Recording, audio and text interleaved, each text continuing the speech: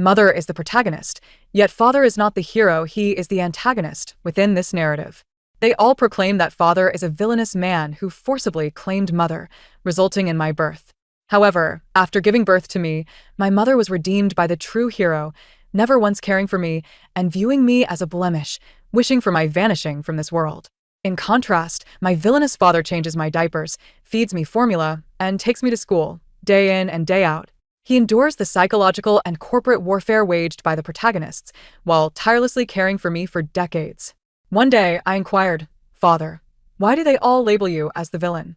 He replied, "Because their minds are unhinged. Do not dwell on such matters, it is 8 o'clock, time for your milk." Having said that, my villainous father poured me a glass of warm milk, watching intently as I consumed every drop. In truth, I loathe drinking milk, yet he insists, "Consume more meat, eggs, and milk, only then will you be able to surpass others." His educational philosophy left me astounded as I downed the fishy milk under his unwavering gaze. Alas, I am now of considerable age, yet still compelled to drink milk. Once I finished, he returned to his busy endeavors. The company could not function without him for a single day.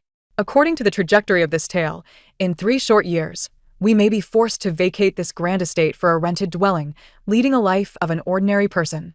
A wave of worry washed over me. How could a formidable villainous father allow us to descend into a rented existence? "Father, perhaps you could entrust me to Chung On-hui? Did she not claim that if I were handed over to her, she would cease to short-sell the Ming Group? Chung On-hui is my biological mother, though I have never referred to her as such. She abandoned me without a second thought, unworthy of the title of mother." 02. The villainous father, Ming Su, remained engrossed in his work at the computer, barely lifting his head. He muttered something nonsensical, advising me to drink my milk and promptly retire for the night. I retorted, "I wouldn't be in this position if it weren't for you." I was no longer the naive child I once was. I was acutely aware of their past grievances and entanglements. Presently, Chung On-hui and her pampered protagonist, Chung Feng, were acting recklessly, brazenly attacking the Ming Corporation. The villainous father closed his laptop and playfully tapped my forehead. "Ming Sui, what thoughts occupy your mind daily? Your mother has her beloved daughter. What purpose do you serve by returning? To pretend to be a false heiress? Or merely to serve as a punching bag?" I pouted. "I can't be that foolish, can I? You seem to have forgotten the pain of your past. Instead of relishing your status as a true heiress, you choose to endure hardship. When have you seen Xingzhen without being mocked?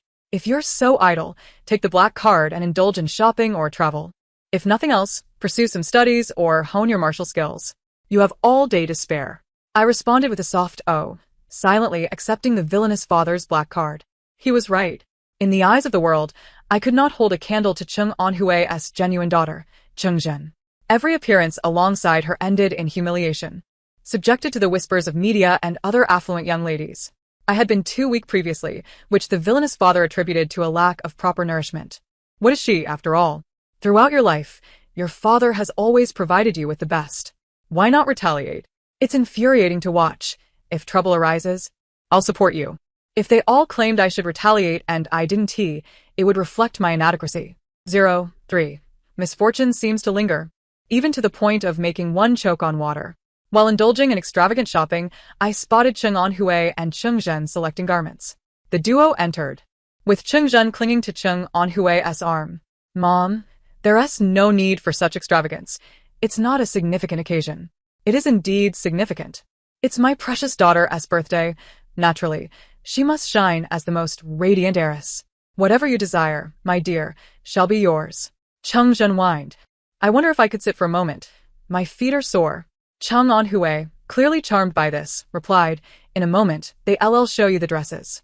You can select while seated over there." It was then they noticed me. I was comfortably situated in the VIP section of the luxury store, enjoying the attentive service of the sales associate, surrounded by the luxury items I had already purchased, scattered haphazardly around me.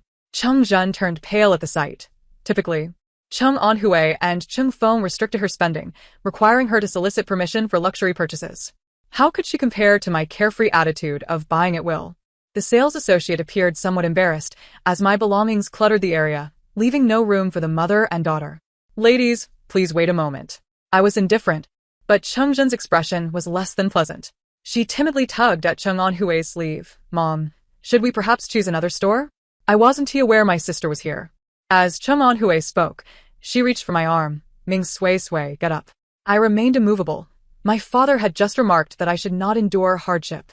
Chung Anhui, visibly irritated, felt like a transparent figure to me. I ignored her completely. What's your attitude? I smiled at them. I've just spent tens of millions here today. If I don't sit here, who will? Do you see the sales associate asking me to leave? Chung Zhen's face paled further. Even if Chung Anhui had brought her shopping today, she would never spend so lavishly. Her ankle was already showing signs of wear. Suddenly, she stumbled sideways. Had Chung Anhui not been close, she would have fallen. Chung Anhui's flawless visage cracked slightly. Ming Sui. Apologize to Zhen. Never. If I were to apologize, it would have to wait until the next life. Have all these items delivered to the Ming family estate. If there are any new arrivals, send them directly. The air in your store is unpleasant. I dislike it.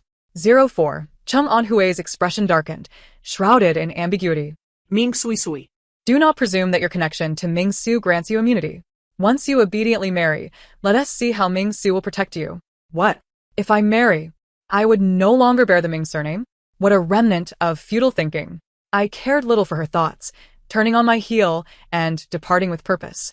A villain ought to possess a villain's awareness and not constantly intrude upon the protagonist. Previously, my father and I had not fared well in her presence. I recalled an instance when my father had rebuked her. Chung Anhui, drop that innocent fa. Don't lead my daughter astray. She would shed a few tears, and the Ming Corporation would face Chung Feng's wrath. My father even suffered an attack upon leaving. Had fate not favored him, he might not have emerged unscathed.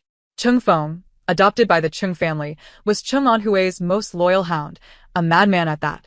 Whenever she was displeased, I sensed Chung Feng was capable of dragging everyone down with her.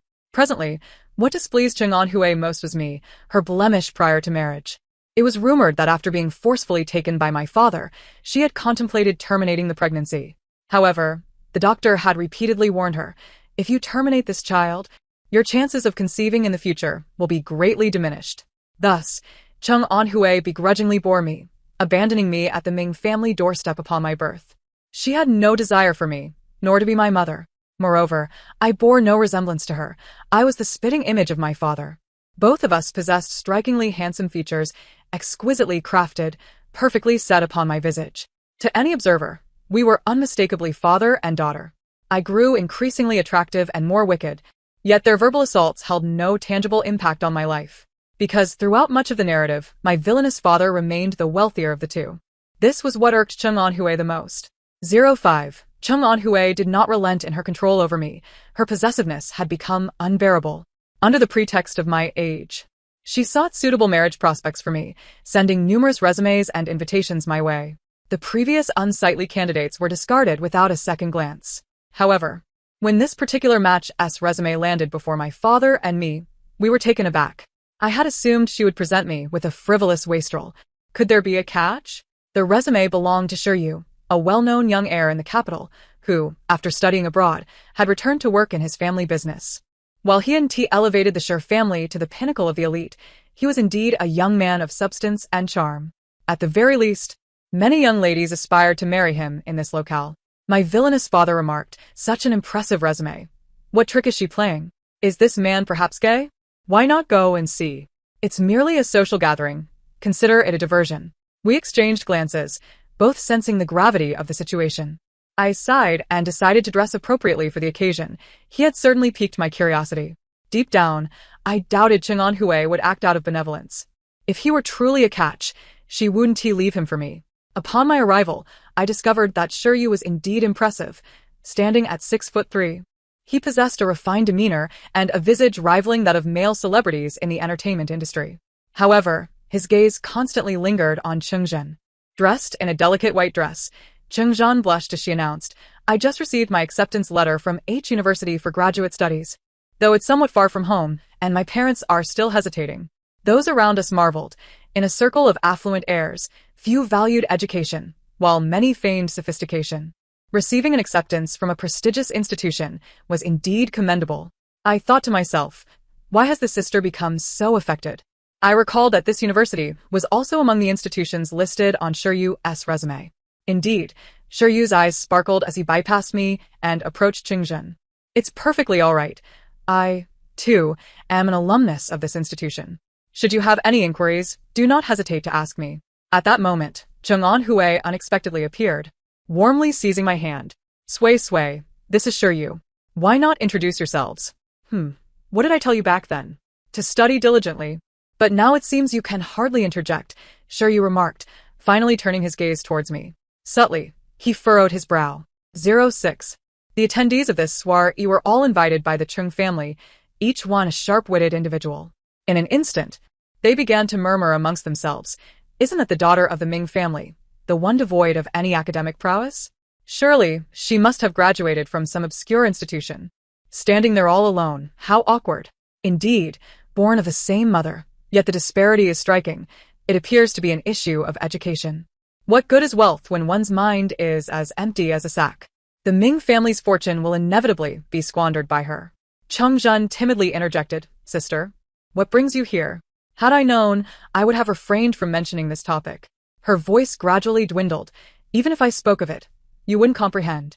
Sure Yu's regard for me shifted from initial admiration for my appearance to a hint of disdain. There are many beauties, and just as many airheads. And individuals like him are most irked by the latter. I suddenly grasped Chung-on Hui's intentions, wishing for me to witness firsthand just how exceptional her cherished daughter is. Perhaps she merely handed me Sure Yu's some without informing him that I was the intended recipient, wanting me to observe his evident fondness for Chung-jun. Meanwhile, I, spoiled by my father, am perceived as a mindless villain in the outside world. She is quite adept at employing this comparative tactic. I glanced at the affluent individuals who had been gossiping, pointing them out. The Wang family, the Qian family, the Su family. Weren't you the ones disparaging me? I smiled sweetly at them. Your husband has been lured away by a mistress, and your child remains at home, leeching off you, now resembling a plump pig. Yet you still find time to gossip about others? And you, my dear sister, why not mention that your father donated an entire building to the school before you were admitted? With that statement, the room fell silent. Chung Jun's face flushed even deeper. I applied on my own merit. Sure You comfort her. The Ming family's young lady may be a tad too overbearing. How could you know of such matters? Besides, do you possess any evidence? Why be so hurtful? I shrugged, as if they were meeting me for the first time. A little inquiry in the capital would reveal my true nature. And as a minor antagonist who frequently dances before the protagonist, I am privy to certain insider information. Lies do not wound. The truth is the sharper blade. My father also wished to donate several buildings on my behalf, but I declined, refusing to seek validation through gilded means. Chung Jun was genuinely on the verge of tears, her face crimson. Chung-on Hui spent quite some time smoothing things over before the soiree resumed, sternly advising me to speak less. In the latter half of the gathering, while I was retrieving a small cake, I encountered Sure You once more. From across the dessert table, I playfully kicked him with my high-heeled shoe. What was intended to be a flirtatious gesture transformed into an outlet for my frustration. Instantly, Sure You winced in pain. 07. Upon being driven home, I remained somewhat disgruntled and, as soon as I entered, kicked off my high-heeled shoes. My villainous father was on the sofa, attending to company matters, and turned to look at me. What's the matter? Who has upset my precious daughter? Shall I seek retribution on your behalf? I plopped down beside him. What good man? His thought processes are painfully shallow. In old age, he'll be selling health products. Men are all alike, after watching so many documentaries on scoundrels. How can you still harbor illusions about them? I pouted, crossing my legs while munching on fruits offered by the servant. He may look presentable, but he is hardly a good person. Was he not always unworthy? Is he more handsome in real life than in photos? I nodded in agreement. Oh, it's just a handsome man. You like him, keep him around. You don't, then send him away. Why bother getting angry with a crooked tree? Sometimes I feel my villainous father possesses an unexpectedly progressive mindset. His words are akin to maintaining a male concubine in ancient times or a male model in modernity. I was so astonished, I nearly choked on the fruit I was eating. Who truly keeps a male model at home? After pondering for a moment, I resolved that this indignation could not go unaddressed. No way, how could anyone dislike me? He must come to like me. Once he does, I shall ruthlessly cast him aside, making him pay for today's events. My father fell silent for a moment. A forced relationship bears no sweetness. You must learn to exercise restraint. He sank into contemplation, exuding an air of gloom. I suddenly realized that my father had once similarly seized what he desired. This tangled relationship remains unresolved. I wonder if given the chance, he would act the same way again. I patted my father's shoulder. Dad, it's all right. There are already many who dislike us in this world. I wouldn't he mind one more. Even if I were to bind him, all he could do is despise me. What more could he do? In a lawful society, could he really harm me? What's the big deal about men? It's hard to catch a three-legged frog, but a two-legged man should be easy enough. You are correct, but sway, I do not wish for you to be hurt. Enjoyment is one thing, but do not invest your heart. I nodded earnestly in agreement. 08. My father's secretary was highly efficient, swiftly placing Shiryu's itinerary on my desk. I scrutinized it, and lo and behold, aside from his regular work schedule, he dined with Qingjin every 2 or 3 days. Surely, they are beyond mere friends, yet not quite lovers. I pointed to a project on the itinerary that Shiryu was tackling. Is this related to our Ming family? The secretary nodded, and I smiled knowingly. Inform my father that I shall take over this project. I will attend today's meeting, and no one is permitted to intrude. My father has never denied me any request. After all, he often says, such a vast enterprise, could you truly squander it? The secretary, having grown accustomed to my whims, handed me a pile of project documents, thoughtfully highlighting the key points. I casually passed him a sales contact. Why not gift your wife a Hermes bag? Choose whichever you like. The secretary accepted it with both hands, visibly pleased, and departed, dressed in stockings. I selected a professional outfit and discreetly adjusted it to reveal a hint of my alluring back. From the front, it appeared to be a standard business attire, but only by turning around could one discern its subtle sensuality. Before exiting the car, I applied a strategically chosen lip color and strolled into the offices of the Ming Group. Shiryu was already there, visibly surprised to see me. Why is it Miss Ming? He frowned adorably. I am here to discuss a project, not to entertain Miss Ming. I placed the documents on the table. How do you know I'm not here to discuss the project? I had thoroughly reviewed the project files when the secretary provided them to me. My father was often too busy to attend to me in my youth, so I spent many hours in his office, absorbing how he managed his work. This minor project was nothing. I could certainly engage Shiryu, the young heir, in conversation. Shiryu grew increasingly alarmed as he perused the documents. Did you truly devise all of this planning, Miss Ming? I nodded. Can we now discuss this project? Of course. The small cakes were plentiful, but thorny roses were not easily found. My insights were sharp, my mind agile, and the overall progress was advancing swiftly. Moreover, and most importantly, my father's employees heed my every word. Whenever I propose an idea, they diligently craft the most comprehensive implementation plan. In return for their service, I generously offer a lucrative project bonus that often surpasses their annual income, making me a favored partner for all. Shiryu's eyes sparkled with intrigue. He had visited the Ming residence several times, yet had seen little tangible progress. We conversed from dawn until dusk. I propped my chin on my hand, turning slightly as I murmured, I'm so hungry, I haven't eaten at all. From Shiryu's perspective, he could catch a glimpse of spring's beauty. He paused for a moment. Then, with utmost gentlemanly grace, inquired, Miss Ming, would you honor me with your company for dinner tonight? Originally, he was meant to dine with Qingjin, having made prior arrangements, yet I had decisively intercepted him. Additionally, I had noticed Qingjin urging him multiple times, inquiring about his whereabouts. Initially, he had deflected her questions, but eventually, he ceased to respond entirely. I took a seat at the table, teasingly glancing at Shiryu, playfully tugging at his tie. All right, I'll join you for this meal. Shiryu's composure began to falter. A flower nurtured in a garden cannot rival the allure of a wild bloom. He too was drawn in by the allure of profit and roses. Due to the nature of this project, my interactions with Shiryu in public spaces grew increasingly frequent. I possessed resources, wealth, and charisma, monopolizing his time. Qingjin found herself at a loss for how to reach him. As Shiryu's dates with me multiplied, my interest in him waned. My elusive demeanor only served to heighten his desire, transforming him into a devoted admirer. Sway, what are your plans today? Can I come to the Ming residence to see you? I just acquired a car. Shall we go for a drive? I turned my head and forwarded these messages to Cheng Anhui. She wished to demonstrate that this so-called good man in the capital had no regard for me, and I felt compelled to retaliate. One night, Cheng Anhui arrived at the Ming estate, her demeanor brimming with indignation as she sought to confront me. The servants, well aware of her formidable nature, promptly relayed her presence and allowed her entry. As I observed Cheng Anhui stride in, She resembled a lion on the verge of ignition. With mounting frustration, she pointed at me and exclaimed, "How dare you? Why must you steal what Jinjin cherishes? Do you even deserve it?" My father, utterly perplexed, interjected, "Isn't this the marriage partner you arranged for Sui Sui? Shouldn't you feel pleased that their relationship is flourishing?" Chung Anhui fell momentarily silent. I struggled to suppress my smile. What irony! Was this not akin to lifting a stone only to drop it on one's own foot? If I were unworthy, why had she sought to arrange a favorable match for me? Had they become engaged or married? Perhaps, Ms. Chung, you ought to inquire with Shiryu about his thoughts?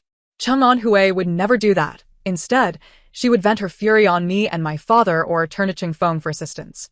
Over the years, she had become somewhat domineering, coddled by Ching Feng, yet remained an indulgent wife at heart. It was evident she did not genuinely wish to bring me into the Chung family. After all, a man was worth such a grand display of reproach. I blinks indesenslige her. Chung Anhui's anger surged, but as she glanced around, she found nothing to hurl. Thankfully, I had forewarned the butler to remove fragile items from the living room, or she might have resorted to throwing things. Even if she did throw something, my father would never seek compensation from her. What a predicament. How could I have birthed such a wretched child? I should have suffocated you the moment you were born. I warn you, do not compete with Zhenjin over anything, or I shall not show you mercy.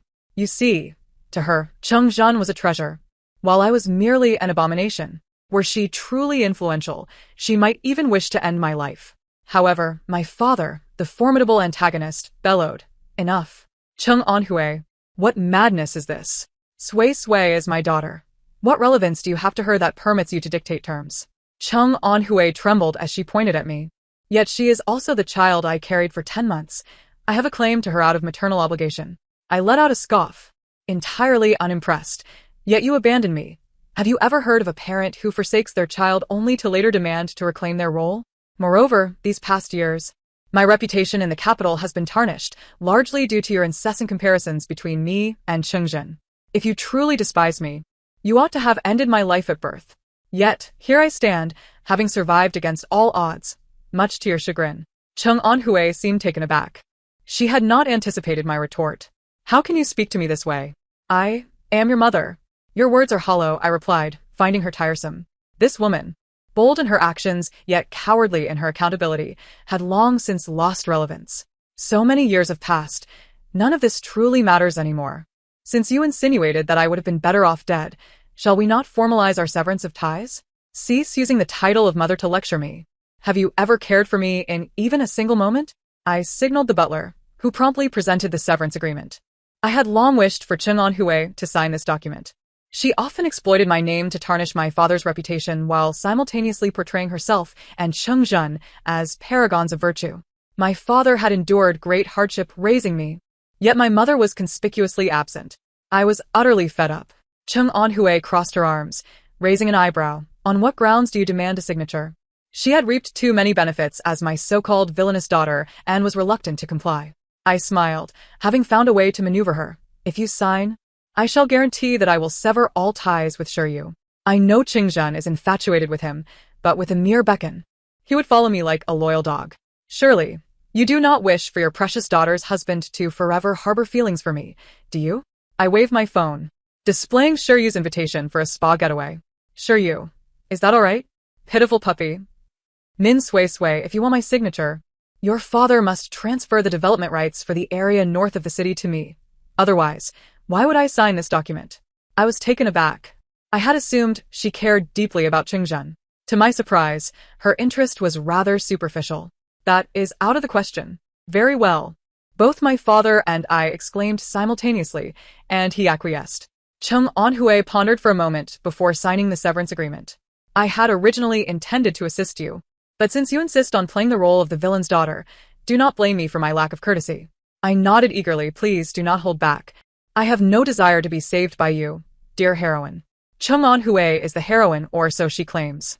She frequently asserts that she has traversed into a story where she plays the protagonist, that my father is the villain and I, as his daughter, am destined to be vanquished by the righteous leads.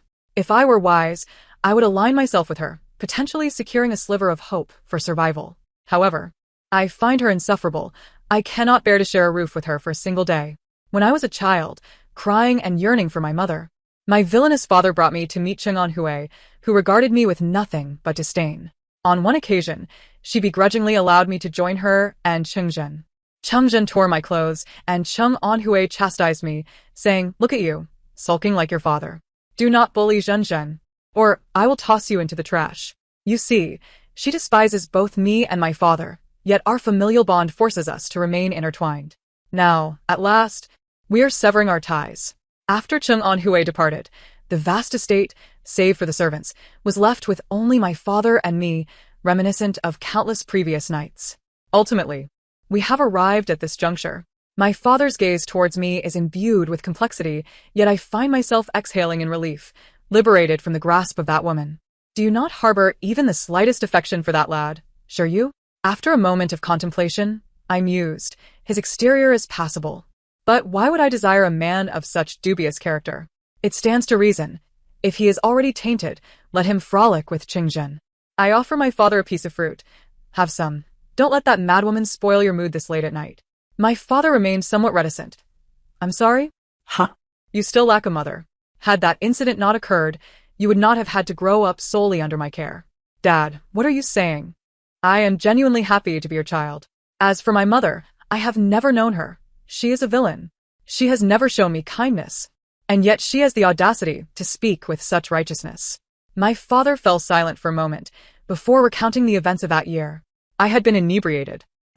Perhaps someone had drugged me, or perhaps it was merely the effects of my intoxication, but by the time the doctor arrived, no trace could be found.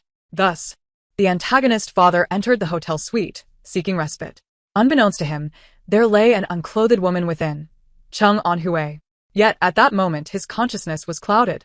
The next morning, he awoke amidst the astonished gasps of others. Cheng Anhui immediately began to berate him. I am to be wed today. Who are you? Why have you come to ruin me? Cheng Feng also rushed forward to confront him.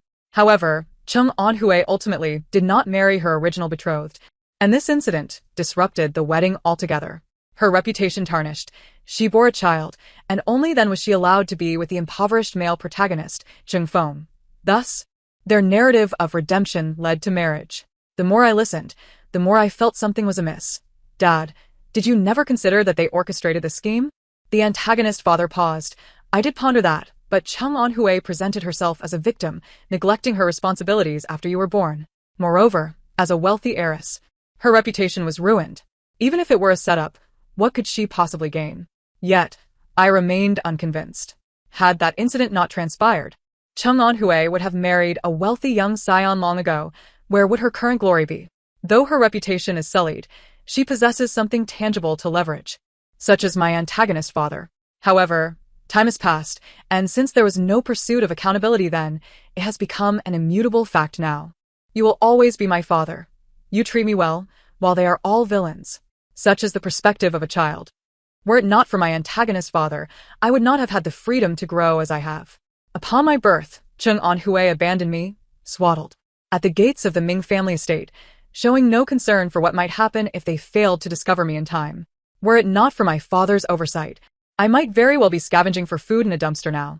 I followed the contents of the statement to the letter, blocking Shiryu. Regardless of his attempts to reach out, I ceased all communication with him. I even splurged on vacations using my father's card, traversing the globe, far from the buzzing flies. Cheng Zhen and Shiryu became engaged, even sending me an invitation. I found it amusing. Did Cheng Anhui not fear that Shiryu might still harbor feelings for me at the engagement banquet, thus becoming a scandal for the affluent? When I arrived at the engagement banquet, Cheng Zhen was already entwined with Shiryu, mingling with the guests.